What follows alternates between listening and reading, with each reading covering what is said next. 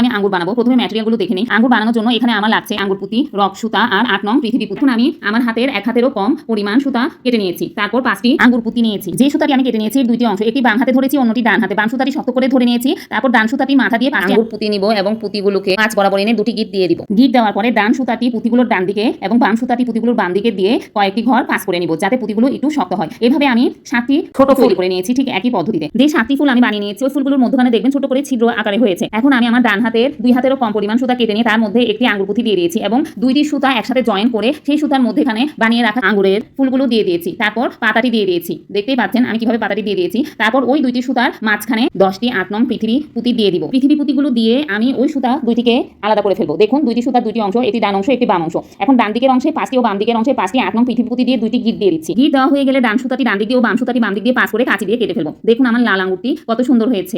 লাল আঙ্গুরের পাশাপাশি আমি একটি সবুজ আঙ্গুরও বানিয়েছিলাম।